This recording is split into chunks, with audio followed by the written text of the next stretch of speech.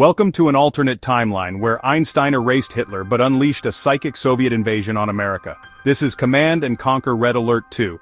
Two factions face off, the high-tech Allies and the brute-force Soviets.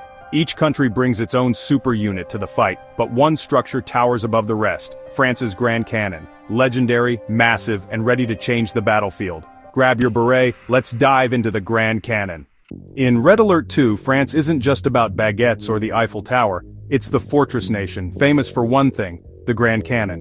While America drops paratroopers and Korea rules the skies, only France gets the Grand Cannon, a superweapon so powerful it defines their entire playstyle.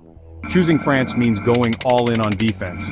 You trade away other allied super units for the ultimate fortress, and when the Grand Cannon fires, the whole battlefield changes. So where did the idea for this colossal cannon come from? Well, if you look at its design and its name, the inspiration becomes crystal clear.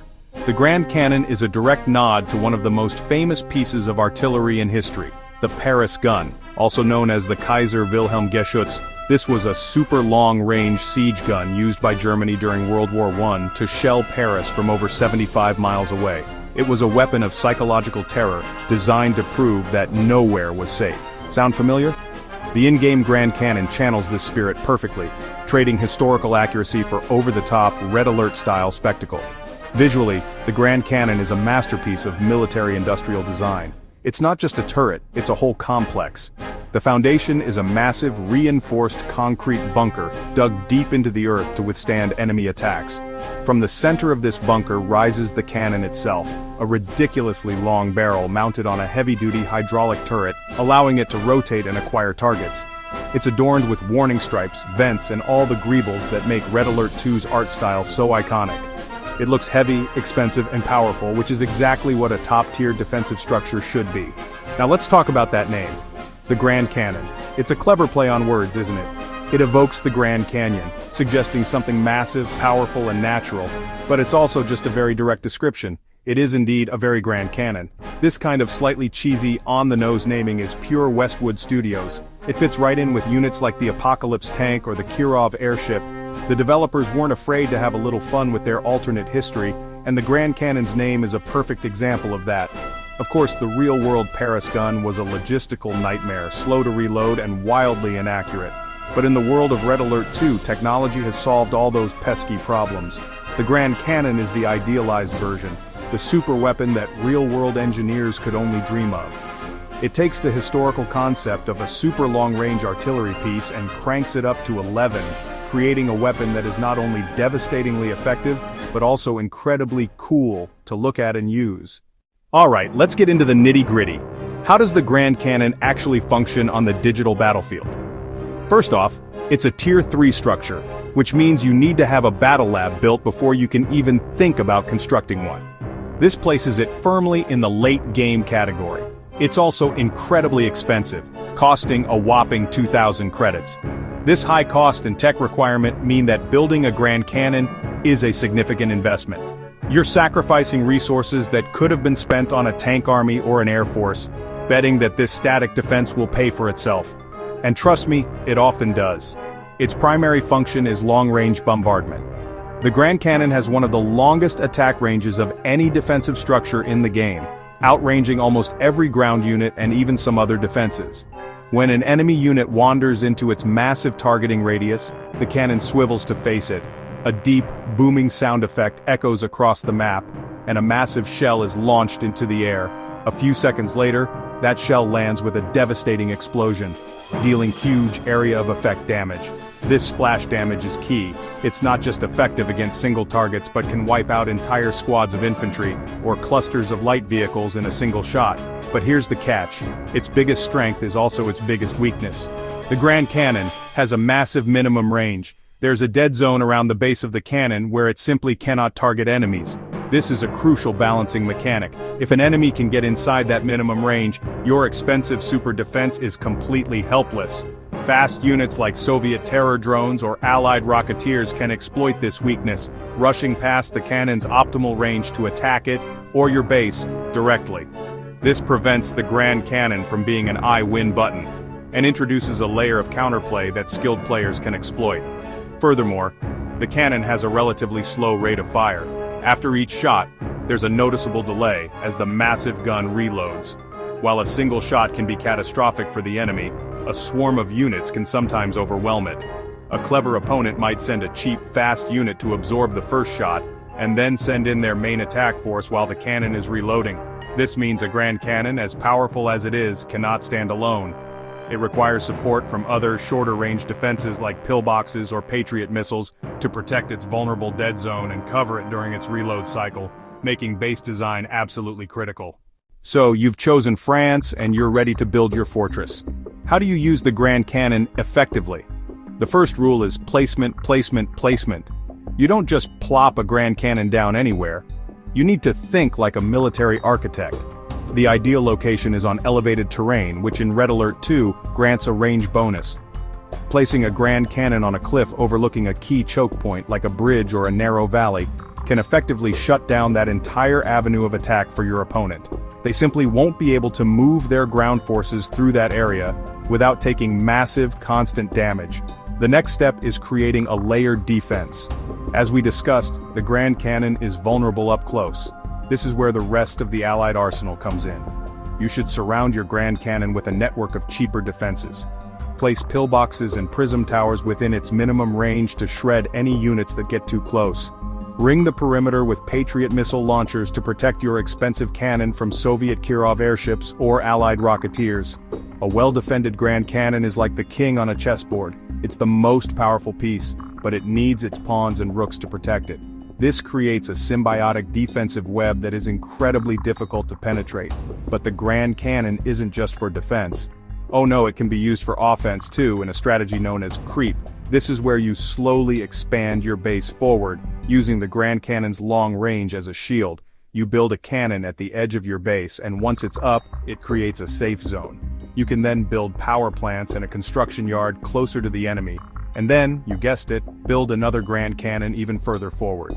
This Grand Cannon creep allows you to slowly, methodically, and safely advance across the map, shelling the enemy's base from a distance until they have nothing left. It's infuriating to play against, but incredibly satisfying to pull off. Finally, let's talk combos. The Grand Cannon works beautifully with other Allied superweapons. The classic combo is the Grand Cannon and the Spy. If you can get a spy into the enemy's base, you reset their shroud, revealing their entire layout. Now your Grand Cannon operators know exactly where to aim. You can target their power plants, their war factory, or even their construction yard from across the map. Combine this with the chronosphere, which can teleport units, and things get even crazier. Imagine teleporting a squad of Navy SEALs right into the enemy's now crippled base, all under the covering fire of your Grand Cannons. It's a symphony of destruction. The annals of Red Alert 2 competitive history are filled with tales of the Grand Cannon. It's a structure that has produced some of the most memorable stalemates, comebacks, and strategic masterclasses in the game's long life. One of the most famous maps for this is Canyon Fodder, a map defined by a central elevated plateau. A French player who manages to secure this high ground and establish a Grand Cannon emplacement can effectively control the entire game, raining down shells on both opponents' bases with impunity. I remember watching one particular tournament match years ago. The French player was on the ropes. They had lost their army, their economy was in shambles, and the Soviet player was moving in for the kill with a massive army of apocalypse tanks. But the French player had one thing left, a single Grand Cannon, perfectly placed on a cliff overlooking the only bridge to their base. The Soviet player, overconfident, sent their entire tank column across the bridge. The cannon fired once, then twice. The splash damage, amplified by the tightly packed tanks, caused a chain reaction of explosions that wiped out the entire army. It was a stunning comeback, a testament to the power of one well-placed structure. Another famous tactic is the base trade scenario. Imagine both you and your opponent have launched devastating attacks, and both of your bases are in ruins. It becomes a race to see who can rebuild faster. A French player in this situation has a unique advantage. If they can scrape together the 2,000 credits for a Grand Cannon, they can effectively halt the enemy's reconstruction efforts from a safe distance. They can pick off new power plants and barracks as soon as they're built, preventing the enemy from ever getting back on their feet. The Grand Cannon becomes a tool of economic strangulation, ensuring victory in a war of attrition. These moments are what make Red Alert 2 so special. and the Grand Cannon is often at the heart of them. It's not just about micromanaging units, it's about grand strategy, foresight, and understanding the psychological impact of your actions. Forcing an opponent to deal with a Grand Cannon changes their entire mindset. They have to divert resources, change their attack plans, and often take huge risks to try and dislodge it. The cannon doesn't just attack their base, it attacks their plan. So, here we are, over 2 decades after Red Alert 2 first hit our CRT monitors. And yet, we're still talking about the Grand Cannon. Why? What gives this one structure such incredible staying power? I believe it's because the Grand Cannon represents a unique and deeply satisfying playstyle that has rarely been replicated. It's the ultimate expression of the turtle strategy.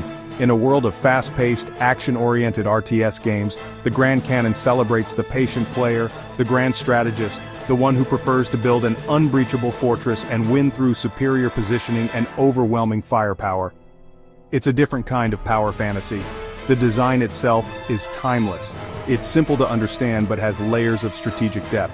It's powerful but balanced, with clear strengths and exploitable weaknesses. This makes it fun to use and, crucially, fun to play against. Defeating a well-entrenched French player feels like a monumental achievement, like solving a complex and dangerous puzzle. This perfect balance of power and vulnerability is a testament to the brilliant game design of Westwood Studios. They created a unit that was not just a tool for winning but a catalyst for creating memorable stories and epic moments on the battlefield. It's a perfect piece in a nearly perfect game. The Grand Cannon also has a powerful nostalgic appeal.